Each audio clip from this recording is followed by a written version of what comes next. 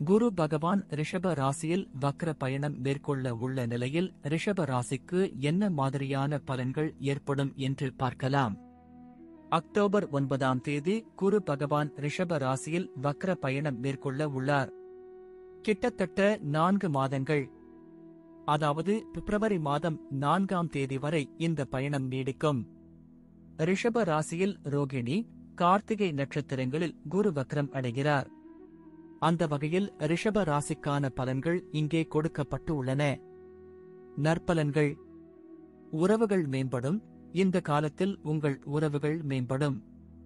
அன்புக்குரியவர்களுடன் ஆழமான இணக்கமான உறவு உண்டாக்கும். வேலையில் எதிர்பாராத பாராட்டு அல்லது அங்கீகாரம் கிடைக்கும். புதிய தொழில் வாய்ப்புகள் மற்றும் தொழில் வளர்ச்சிக்கு வழிவகுக்கும். சிறந்த மன மற்றும் உடல் ஆரோக்கியம் ஏற்படும். ஆரோக்கிய ரீதியாக உங்கள் ஒட்டுமொத்த நல்வாழ்வை அதிகரிக்கும். நிதி. எதிர்பாராத நிதி ஆதாயங்கள் அல்லது சேமிப்பு வாய்ப்புகள் உங்கள் நிதி நிலைமையை மேம்படுத்தும். கடன்கள் குறையும். அதிகம் பயணம் மேற்கொள்வீர்கள். பயணத்திற்கான வாய்ப்புகள் அதிகரிக்கும். வெளிநாடு செல்வீர்கள். தனிப்பட்ட வளர்ச்சி உங்கள் வாழ்வில் இருக்கும். முக்கியமான பிசினஸ் செய்பவர்களுக்கு இது பொற்காலம். புதிய திறன்களை கற்றுக்கொள்வது நல்லது. புதிய திறன்கள் அல்லது பொழுதுபோக்குகளை கற்றுக்கொள்வதற்கான எதிர்பாராத வாய்ப்புகள் கிடைக்கும். உங்கள் வாழ்க்கையை வளமாக்கும் மற்றும் உங்கள் திறன்களை அதிகப்படுத்தும். சம்பளம் உயரும் வாய்ப்புகள் உள்ளன.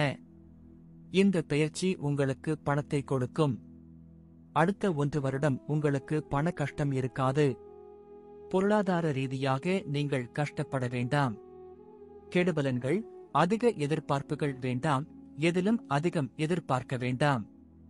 அப்படி நினைத்தால் ஏமாற்றமே மிஞ்சும். பொறுப்புகளை புறக்கணித்தல் வேண்டாம். எந்த பணியை செய்தாலும் கவனமாக இருங்கள். ஏமாற்றம். எதிர்பார்க்கப்படும் சில விஷயங்களில் ஏமாற்றம் ஏற்படலாம். கணவன் மனைவி இடையே பிரச்சனை வரலாம். கவனச்சிதறல் ஏற்படும்.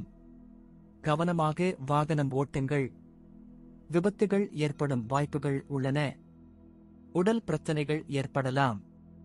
அப்பாவுடன் குடும்ப உறவில் சிக்கல் ஏற்படலாம். அண்ணன் தம்பி உறவில் சிக்கல் ஏற்படலாம். அதனால் கவனமாக யோசித்து பேசுங்கள். உங்கள் உடல் ஆரோக்கியம் கெடும். வாயை கொடுத்து மாட்ட வேண்டாம். சண்டைக்கு செல்ல வேண்டாம். யார் மனதையும் புண்படுத்த வேண்டாம். யோசித்து முடிவு எடுங்கள். முழுக்க முழுக்க கெட்ட விஷயங்கள் மட்டும் நடக்கும் என்று நினைக்க வேண்டாம். ஆரோக்கியத்திலும் குடும்பத்திலும் சிரமங்களை ஏற்படுத்தினாலும் தலைக்கு வந்தது எல்லாம் தலை பாகையோடு சென்றுவிடும். இது வேலை ரீதியாக நீங்கள் சிம்மாசனத்தில் அமரும் காலம். உங்களுக்கு பல புதிய வேலை வாய்ப்புகள் கிடைக்கும்.